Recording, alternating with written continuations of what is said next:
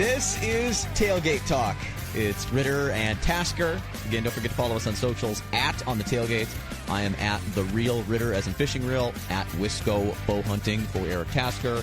Our other cohort, Paul Wagner, out yet again this week. We had some difficulties of, things happen, things come up. And so he's not with us this week. In fact, we had planned on doing our big deer season prep show this week. And again, with everything that happened, we decided we're just going to push it off one more week. So if you wanted the deer season prep stuff, we're going to get into that next week. And I know there's quite a list of things that you wanted to talk about, Tasker. I'm looking forward to learning all kinds of stuff because, I mean, you all know that I'm more of the angler and not really the whitetail hunter. You know, if any hunting that I've done has always been waterfowl hunting. So this is all new and fun and exciting to me. So it'll be a lot of stuff that hopefully I can learn and pick up from you guys getting ready for now my second full whitetail season, aside from, toying with it back when I was a younger child. But, I would have never toyed around it at all if it weren't for my dad. And so that's, I think, the focus of this week's show is going to be dads with Father's Day, tomorrow, and what Father's Day weekend can be. And we all know mothers are far more important. Mother's Day is where it's at. But, it's Father's Day, kind of the one day, I think, of a year that dad can be dad. You know what I mean? Like, I feel like Mother's Day is Mother's Day, Father's Day is Father's Day, but the rest of the year we should always still be treating mom like it's Mother's Day. Pretty much, yeah. I mean, they do so much, obviously. I mean, I just think about how much Sherry does to keep our household running. And, I mean, they deserve definitely more than just one day out of the year. But it's nice to give back to Dad, Mm-hmm. And, yeah, so, a lot of dads getting us into outdoors things. And not to say that moms don't get kids into outdoors things, but, I feel historically it's been more dads. And I think that's slowly changing as more and more women are getting into the outdoors, which is something I absolutely freaking love, and I think it's awesome that everyone get involved in things in the outdoors. It's not just the boys' club. It's not a men's thing. Yeah. I think back to when I was little, and I mean all the times that my dad would take me out fishing, and as I come to realize as I'm older and older, and I'm more of a fisherman than anybody else really in my family, that my mom is the one that still encourages my dad to go out because she just wants to go fishing every once in a while. So it's like kind of weird how that all comes around. But yeah, I mean, the dads are the ones that are always like, oh, we're going to go camping, and I'm going to teach you how to set up the tent, and I'm going to teach you how to string your line, and I'm going to teach you how to do all of these different things that are just like very essential, kind of outdoorsy things. I mean, and I know for my family, my dad and my uncles have, gone camping for so many years, and obviously with hunting and everything, where they would actually just camp during deer season, like tents. And, just thinking back to all those times when they would tell those stories occasionally of, setting up camp and having to step up and out of their tent because there was so much snow on the ground. It's like, you guys have so much experience with this. It's like, I'm so glad that we don't have to worry about that anymore, that we're very fortunate to have trailers that we take up there, or that we've got a cabin that we can stay in now. But, they've just experienced so many different things that it's nice to just always, like all the different knots and stuff that they're tying when we're either, putting something on the meat pole or tying stuff off on trailer hitches or whatever it might be. They've just done it a million times, whereas I feel like moms aren't as involved with some of that stuff. So it's nice to, it's just those, I guess, generational things that you learn that just keep getting passed down. And it's nice to take a step back and say thanks to Dad, Yeah. My earliest memories thinking back to Dad, and I think it definitely comes into my fishing and being involved in fishing, because I was out fishing a lot with my dad. Go out with him and his friends. It was a lot of ice fishing. I mean, I've got so much, experience and memories ice fishing. As I recall it and think back now, I realize, and I think I've said this on this show before, I was really just extra limit. Those are the days when we're out perch fishing in the Bay of Green Bay, and you could keep 50 perch. So you got, the kid with, that's the next, you can keep, back in the another person. I would never keep that many. I don't know. It's just different, and then even as I progress later in life, talk about keeping fish. It's so funny. Like my dad just can never grasp the concept of, me bass fishing the way that I do, that like you go out and spend all day catching things to immediately release them. And it's like, well, yeah, that's, I mean, if I want to keep, I have to release them to catch them, and I'm not going to keep anything that I'm not going to eat, or, so that's where, like, I think back of, like, just catching that many perch. And, like, well, no wonder why we don't have the perch we have anymore, because that's, like, everybody was doing that. Yeah, right. But it's still... Well, and it's crazy, because the limits, we talked about it a couple times, where the limits are changing for a lot of things. Yeah. And, it's very different now than it was even 10 years ago or 25 years ago, whenever. And I don't know. It's like, like you said, what do you do with all those fish? I mean, if they're small, okay, then it's not as much to worry about cooking. But I don't know. It's just, yeah, I mean, you were definitely extra limit. That's what you were. And that's all right. I mean, I'm sure you caught your couple and you contributed in some way, shape, or form. I think I spent more time playing in the snow and playing in the bait bucket. Yeah. I mean, that's what kids do. Yeah, right. As you were saying that, the one thing that I was thinking of is, like, you don't really realize when you're little how much effort actually goes into doing all of these things until you're the person doing it. Yeah. I just think back to when we went kayaking on Memorial Day. It's like the first time you get everything out, you got to go through the setup. You got to make sure all of your straps are good. You just got to go through that whole kind of checklist in your mind of just making sure you've got everything packed, you've got everything strapped down well, just all of that stuff. I mean, it's an hour and a half of just kind of gathering things that you're never really a part of unless you're the one that's doing that. And I don't know, they're kind of the dads are the ones that kind of, mom might have the encouragement for it all, but dad's the one that's usually doing all the grunt work, and it's kind of a thankless job sometimes, but somebody's got to do it, and dad's the one that always ends up kind of pulling everything together and getting things packed up. And I don't know. I'm certainly realizing that now, as I'm kind of in that position that, I'm the one that's putting everything on top of the rack, and just getting everybody, settled and making sure that everything's kind of pulled together, and we've got all of our flotation devices, and we've got everything that we need, and the coolers are packed, and there it is. It's an hour and a half or 2 hours later of just kind of prepping everything for, a couple hours out on the water. My wife and I often joke that my lot in life is to carry the heavy things and reach the high shelves. Yeah. Do the heavy lifting and reach the high shelves. Yeah, I know. Well, and, for Sherry, she's so much shorter than I am. She's like 5'1" or 5'2". So it's like whenever there's stuff up on the top, it's like, it's not like I'm that tall. I mean, you're taller than I am, but that's just kind of how it goes. That's what our job is. So. Yeah, just, thinking back on the memories of dad thing and the dads in the outdoors. I know I've told the story on this show a long time ago of, being out in the woods and hiking and stuff with my son Jackson. And just like seeing the joy and how much he loves being outside, and just like the little things, and like just having those moving moments where like I was seeing my life through him. It's like, it was like this weird moment where I was like, oh my God, that was me at that. Like, so is that what my dad saw?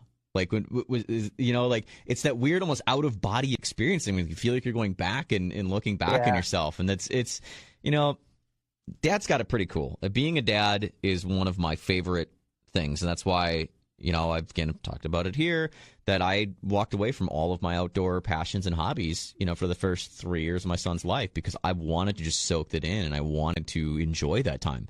I mean, we happen to have a pandemic in the middle of it too, so that, I mean, helped make it, but I really enjoyed that. And as I go throughout life and as he continues to grow, and we continue to do more things in the outdoors, or not, if he chooses someday he doesn't want to, I mean, that's that's him too, that I'll look back on that time and be like happy with it, and go, it was worth not fishing for 3 years or not doing this. And, I think for me too, it helped give me a reset, because, I mean, you see now it's different things I'm doing, and I've got a different passion and like a whole renewed everything, and all of my previous life experiences help me in what I'm doing now. But like, I have just a different focus with everything that I do, from, my kayak fishing to, now really starting to get into bow hunting whitetails. Like, I just have a totally different focus that I never had before. And I think having that reset and, raising my son in those things is a big part of it. It's kind of cool being a dad. I mean, I totally agree with you on the whole reset thing. Sometimes you just need that time to just kind of get away. We can be so obsessed with the things that we're very excited about or passionate about that sometimes it is good. I mean, it's hard to just do that unless you actually have a reason. I mean, obviously, the birth of a child is uh, probably the biggest reason why you Right. could, The, take that break. the But only times that I like really did anything outdoors during that 3 years was, 2 of those 3 years I went to Canada and fished, yeah, or, like I fished in Jamaica and Costa Rica. yeah, But I mean, I really didn't. I didn't do. It was when I would do trips. I'd go somewhere and I would fish. But like, I didn't take the time when I was home to do those yeah. things. I just stayed away from it. So yeah. So with that reset, then, do you feel like it has? How do you think that it has changed you in your approach to doing things now as opposed to beforehand?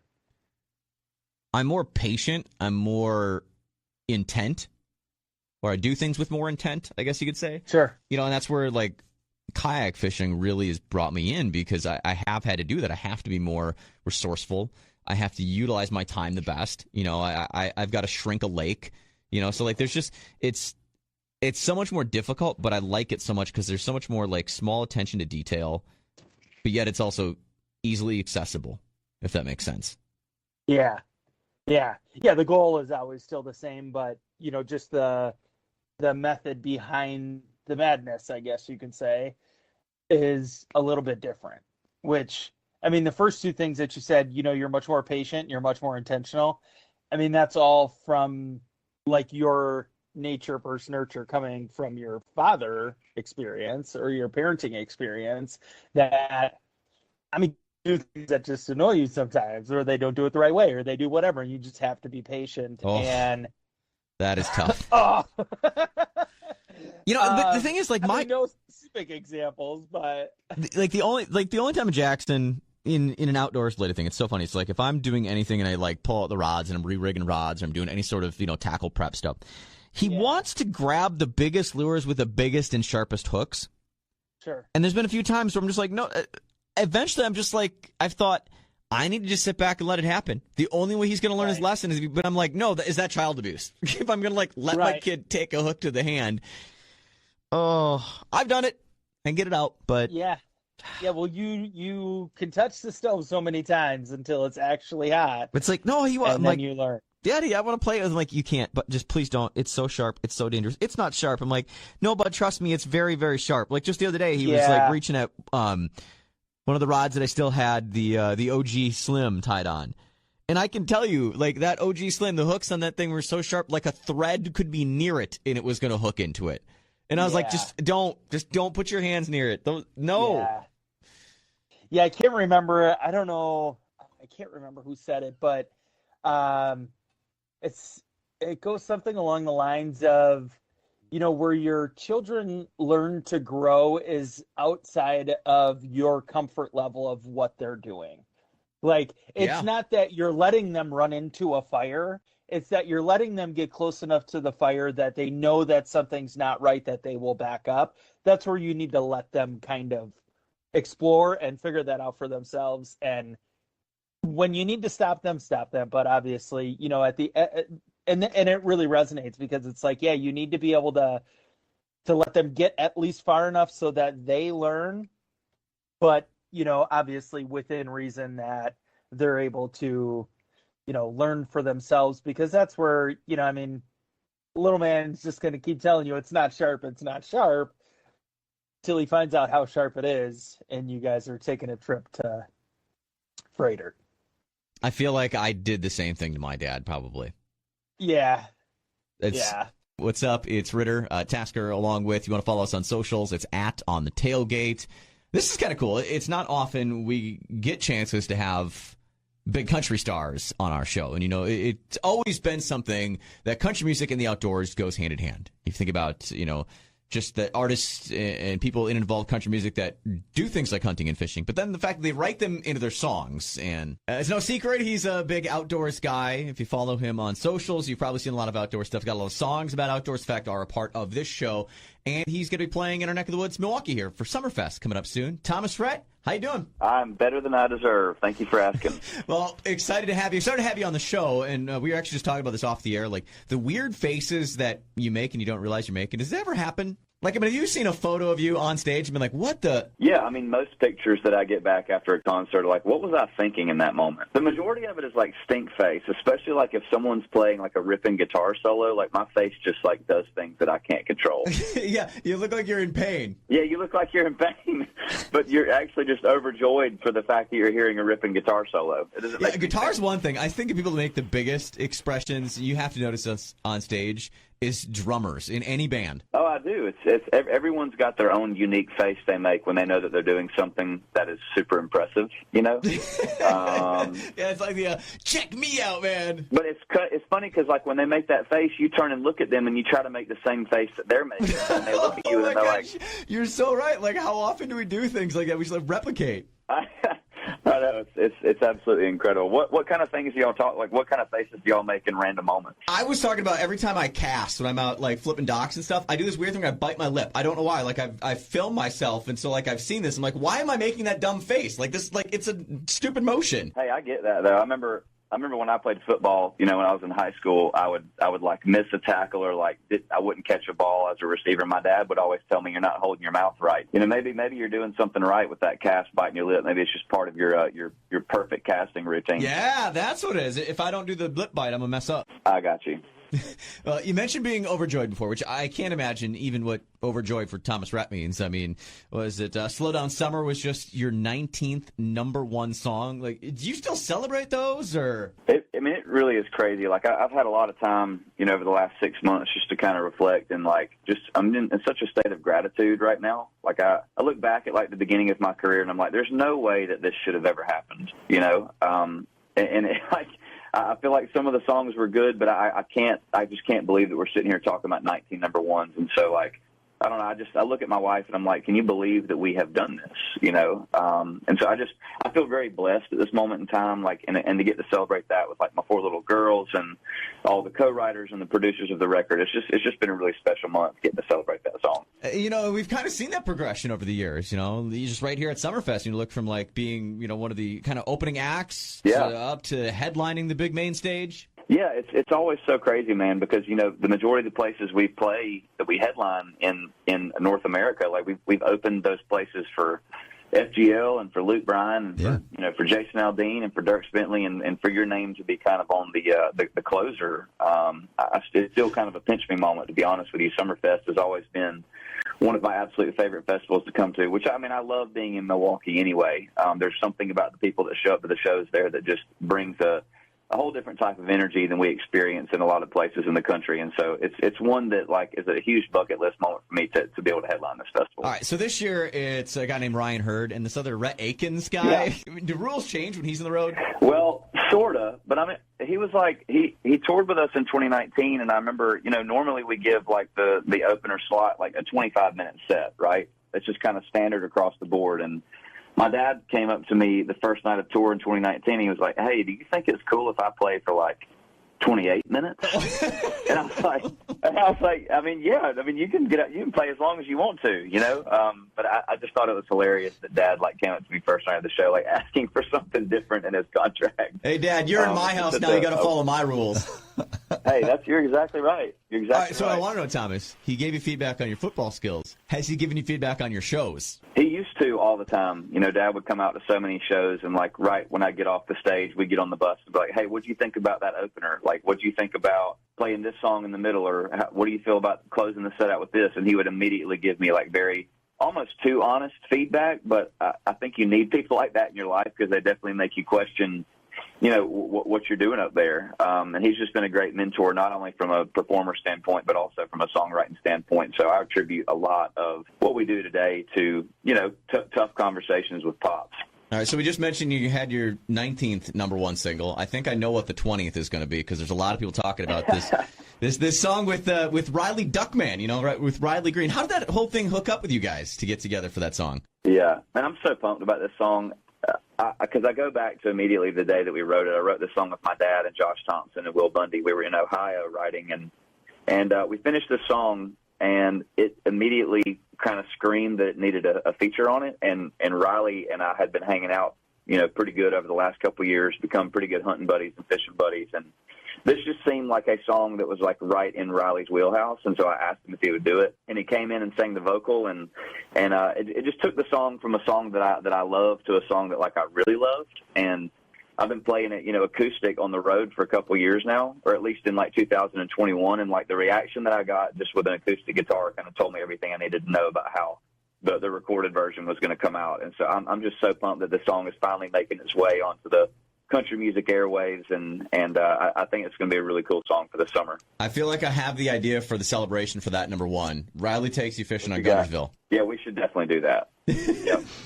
I love hearing you mention Josh Thompson, another Milwaukee area guy we love here in Wisconsin. That's right. I love Josh Thompson. He's one of the most talented songwriters in this town, no doubt. All right, so you were playing that song for a while before you decided to do something with it. But I also remember another song you were playing for a long time, Star of the Show, that you first did. How long? What is the longest you've ever just held onto a song before you finally decided to record it or release it? That Star of the Show would be the one, no doubt. In today's time, there's usually a demo of everything, because there's so many talented people that can make things on their computer that feel like a song that could already be on the radio. But back then, there was only a couple people in town that could do that, and I was not writing with those people. I probably wasn't skilled enough to be in the room with those people, but my dad and I wrote that a long time ago, and literally we were thinking about making a deluxe part of a record, and I was going through old songs, and I was getting a lot of my fans commenting on social media being like, when are you going to release Star of the Show? When are you going to release Star of the Show? And I'm convinced that because y'all have that on your YouTube page, it is the only bit of reference that I had to take it into the studio to be able to record that song with the band. And so thank y'all for filming that. Much appreciated. Yeah, that's so cool. Because without it, I don't know that the song would exist. Yeah, for sure. Yeah, crazy to think that was a Magical Night back all the way to 2013. And if I remember correctly, Good on stage, you drank a little Spotted Cow. How's the supply? I have none.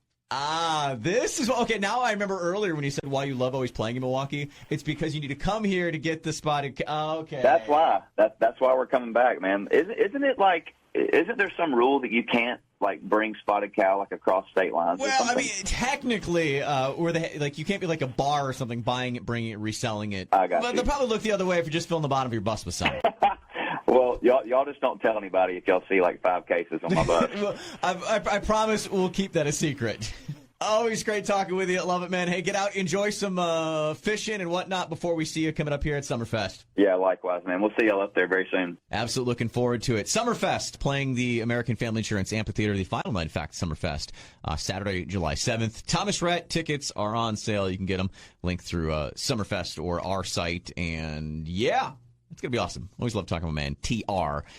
To see his kids and family being in the outdoors so much, it's awesome. And, we'll get back into our whitetail season prep on next week's show. We kind of switch things up a little bit this week, and we thought fitting with Father's Day that we would talk a bit about dads and, experience with dads being in the outdoors and, kind of where we got some of our passions from our dads.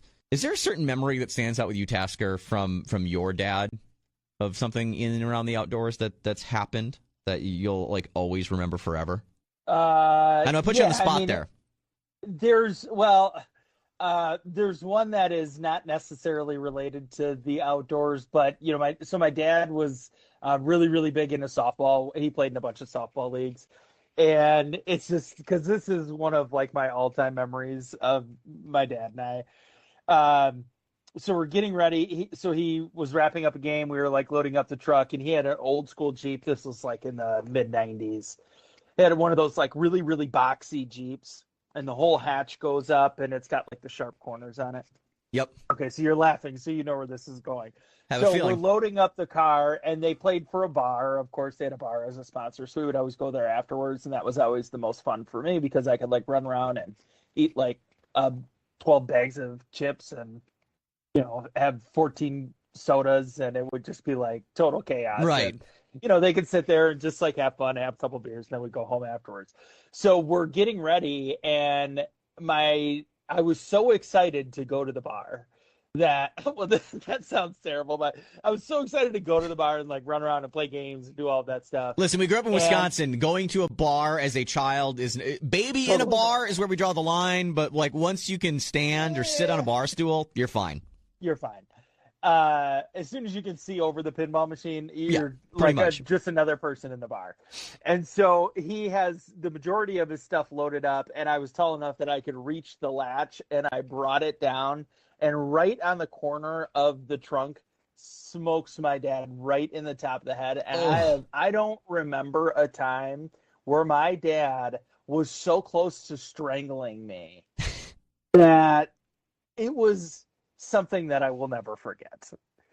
And so now, even because now, all of these, like, he's got a Tahoe now, and even the new ones have buttons where you just push the button and it comes down or whatever. Even just like last week or 2 weeks ago, a couple weeks ago, when I took them to the airport on their trip, I even thought of it that time when after they had all their luggage in and I pushed the button, I even consciously think about it now. Like, okay, is he out of the way or what is going on here? So that is like one of my all-time favorite memories. But I mean, I just think that, every year it's really nice because my dad and I look so forward to going up north and doing just anything with going up north. It's always something that I don't know if outside of, like our memory that we shared last year was really pretty special, but, just any time that, we're able to get up there, those are the things that will just kind of always be kind of a memory. I mean, it's such an interesting thing because it's such a spiritual experience going out. And I know you feel that way, where it's like something that kind of just helps you kind of center yourself and be away from it all and just be out in the woods and all that. I mean, I can definitely see how people will feel like, like if, well, my dad's not hunting with me anymore, I'm still going to go up to the same spots. And I think I can see why people will feel like that person is there with them. I can totally see how that is a thing. But yeah, I mean, so the corner of the trunk, and then also just, I mean, really just the experience of every year going up north and being able to share that time with him up there is just always something that I think I'll remember. Yeah, I loved when you shared the story back last fall of your dad finally shooting his first deer with a bow after, it's crazy. Was it 30 years 46 or something? years Of bow hunting and never killed a buck with a bow. And I mean, that I can't even imagine. That's so cool. Yeah. You mentioned going to the bars, and that pinged a memory with me too. Going back to ice fishing. I remember, we'd go out fishing in the bay. A lot of times it was like Dykesville area. I'm familiar with, Door County. Dykesville's like basically right where Brown and Door County meet, right there on the thumb of the state of Wisconsin. Yep. And the most, there's the infamous bar there, Lipsky's. Lipsky's in Dykesville. It's, they've now got a bowling alley across the street. Like they own all of this little town in Dykesville. But we'd always go into Lipsky's afterwards. And I remember for some reason they had these, it was like eggs, like plastic eggs, like Easter eggs. And they were probably like $1 a piece or something. So you buy the egg, and inside it would be like, a little piece of paper, or like you could win little prizes. And it was everything like little mini bottles of booze, like just little, liquor tchotchke things. I would love to get the Easter eggs and win prizes. It's liquor-related crap for a child. Like, what?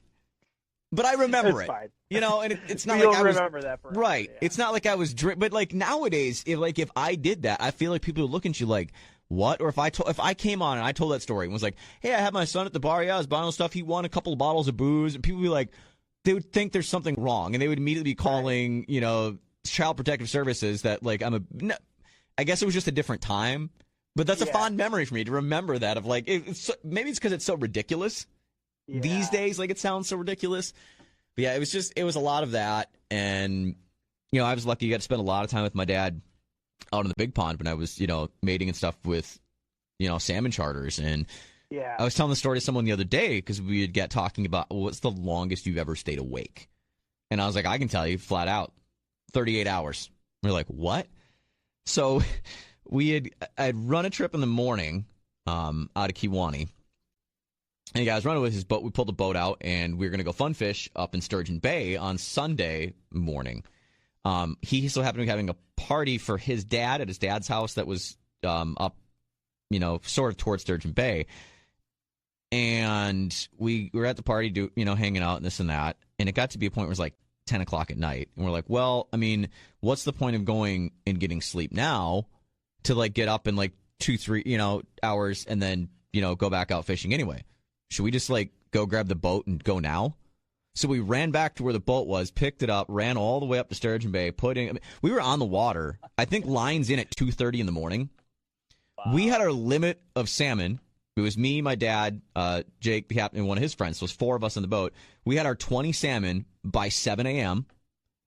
Wow. And instead of pulling off, we're like, let's go catch some steelhead. It was a flat, calm day. So we hammered up and ran, a couple miles out and trolled and brought, I think, was it 4 or 5 nice steelhead we caught too? And we came back. I just remember cleaning those fish and just feeling, it was like that out-of-body delusional. 38 hours awake.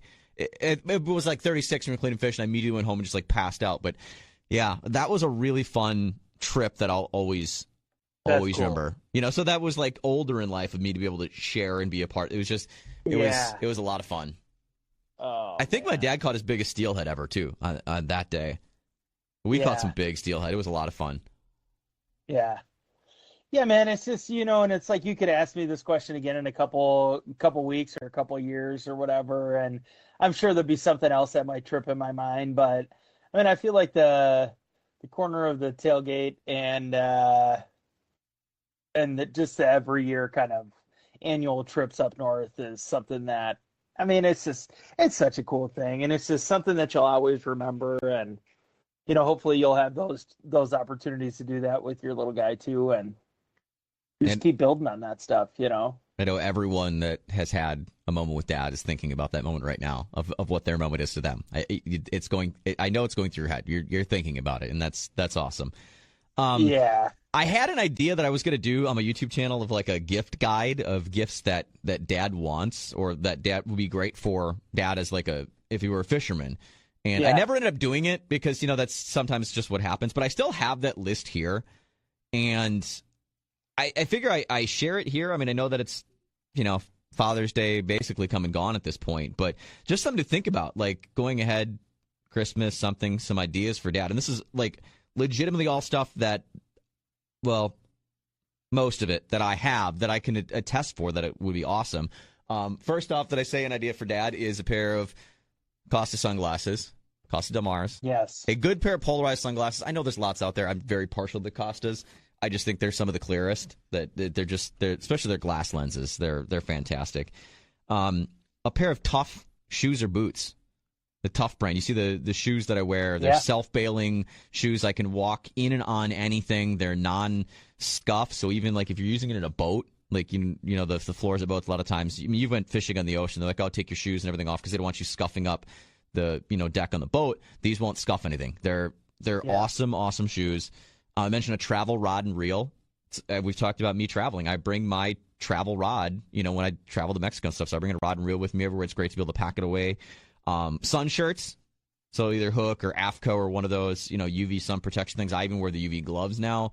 And easiest for Dad, like a mystery tackle box subscription or one of the other tackle things that they do, the monthly box of stuff. If Dad's like a big fisherman, I think that's like a really cool idea of something for Dad. Because like I know my other co-host in the country show I do, Scott, his daughter got him like a sort of beer of the month type thing, but they were all like international beers. So it was something really cool. That's great. Yeah, and so that's been his thing of looking forward to every month of getting like 12 kind of different beers and stuff. So that gift that keeps giving. I think dads always love that gift that keeps giving type thing. So I think like a mystery tackle box or one of the other ones is kind of such a common thing now too. You think about there's all hunting the ones too. Things that you can get, like a bark box, obviously was kind of like I think one of the first really big things, for your dogs. But yeah, now you can get pretty much anything. There's like survival ones where it's like anything like outdoor, or you can get like little hatchets and rope and like water safe matches and just a bunch of different things. But I actually just talked to somebody about this last week because they were looking for something for their dad.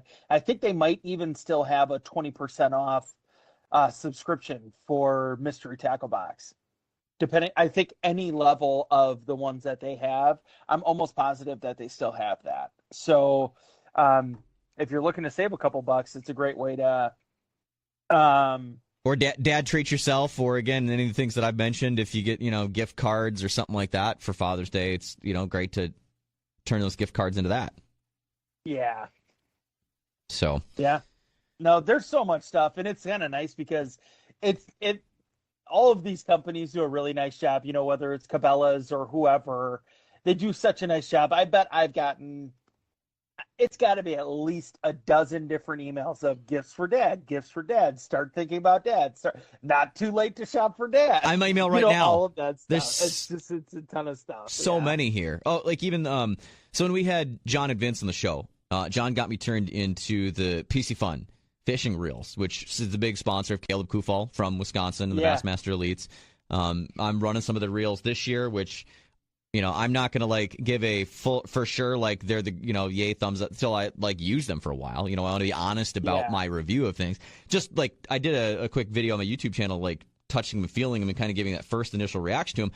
I think they're great. I think they feel awesome. We'll see how they hold up as I keep abusing them throughout the summer. But yeah, they just sent a 20% off all their stuff, and that's awesome. They're the ones that their reels are made.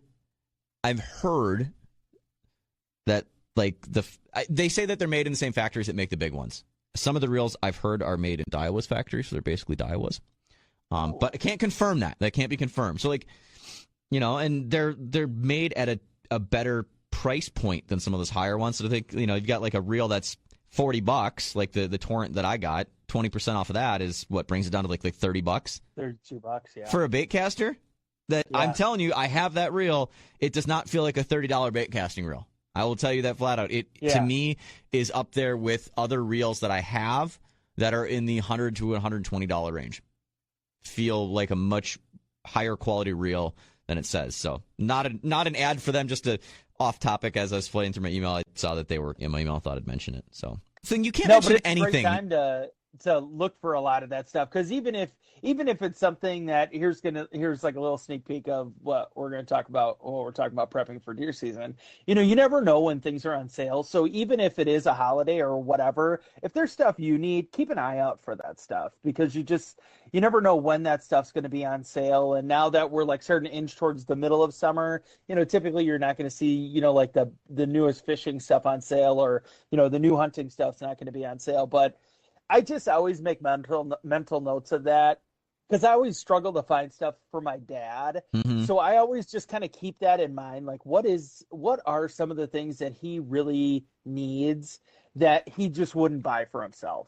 Because he's a super, super simple guy, and I can really appreciate that, but it makes it very hard to buy him things. Like last year, we had these old ratchet straps that were not very good. They weren't like the actual ratcheting ones. Mm-hmm. They were just like the pull tight with a cinch. And it would drive me crazy because they never would stay tight. So I'm like, you know what? If you're not going to go out and buy them, you're getting them for Christmas. So that's what we did. We ended up just going out and buying a nice, like a couple 100-pound capacity or whatever. And we're like, you know what? This is something that I know you're not going to go out of your way to go get. We're going to get this for you, and you're going to have something that's going to last for a really long time. That's what my wife always says. Birthdays and things like Christmas or whatever, those are supposed to be the things where you buy people the things that they would never buy for themselves. Yeah. So there you go. Buy Dad something he would never buy for himself for Father's Day. You mentioned new fishing lures coming out. We're a month away from ICAST, too. Ooh. So some of the new products. Is that do you have 3 days of vacation that you're just going to sit and watch the live stream? Or I definitely will be very involved. I'm hoping next year to attend either ICAST or the Bassmaster Classic. So one of the two I have on the intention list of attending. So vacation time this year, I'm a little tight on things with, some other trips that we already have planned coming up. Next year, I'm not going to have one or two of those trips. I'll have a few more days around. So I'm kind of toying around, and I've kicked the tires on it and I'm looking to see, but either the Classic in Knoxville or headed down to Orlando for ICAST would be. I think ICAST is the easier sell because it could be another, bring the family down to Orlando and Disney or whatever happens to be there, and then I can pop away for a day or two and hit the expo and check out ICAST. But I'm always excited for ICAST to see all the new stuff that comes out, and some of the stuff that I always feel like is just a rehashed old thing. It's always interesting. So I know It's going to be a bunch of new baits and stuff. A couple of the guys that we follow have been talking about some new stuff they've been working on that will be released. In fact, actually, I know the Johnston brothers, Chris and Corey, they just released a new worm that they've already put out there. You see pictures of it. They're going to be fishing the St. Lawrence River for the next Elite Series event during that, which is funny because the next Elite event is like right around the time of ICAST. So the Elites will not be able to be at ICAST, or some of the guys that won't make the cut will, it's... Be able to go over. Well, no, it won't, because actually the tournament... No, they're going to go right from the tournament to ICAST. Sorry, ICAST starts right after that tournament because the tournament runs through the 16th, which is the Sunday, then ICAST starts Monday the 18th. Well, really Tuesdays when it kind of unveils all the stuff. So, they're going to all be going right from the St. Lawrence River, flying all the way south to hit up ICAST. Yeah. Well, they're used to being on the road. Yeah. That's all right. There you go. Well, I think that's where we're going to wrap things up for the show this week. We appreciate you being a part, hanging out with us. I know a little shorter than normal this week, but, we want to get you back to hanging out with Dad. Saying thanks to Dad for this weekend. Getting you involved in the outdoors. Are you doing anything special for Father's Day, Tasker? Well, after this, we're going to take my dad out for brunch. Yes, it's Saturday, but we're going to do that on Saturday, and then Sunday we're going to head up to the in-laws, and I'm sure my father-in-law and I will get out and try and catch some fish. So, I got these new baits you've been telling me about for so long that I just got rigged up sitting here that I'm excited to get out and use. So, good colors there, by the way. Solid colors. You do a little white and chartreuse, white, silver. You are set to rock and roll. Catching fish, grilling steaks. Yeah, that's pretty much my weekend. Truth be told, we're recording this before Father's Day, so technically, right now listening to it, there may or depending on what day or where you are, there may or not be some content from my first kayak tournament there. So that's my Father's Day weekend fishing, Great Lakes kayak series in and out of Sturgeon Bay. So I'm pumped for you there. Fingers crossed I can do some things. I'm not saying anything about anything until a little recap we'll get to. Maybe not next week, because next week we're going to focus on deer hunting and deer hunting prep. But if you follow me on socials, you'll be able to check out some of that. Again, it's at The Real Ritter. Follow Tasker, at Wisco Bow Hunting. Follow the whole show. Follow Tailgate Talk, at On the Tailgate. Get it on Instagram, and we'll chat with you next week. We're getting a deer hunting. It's going to be fun. Until then, we'll catch you in the next one. This is Tailgate Talk.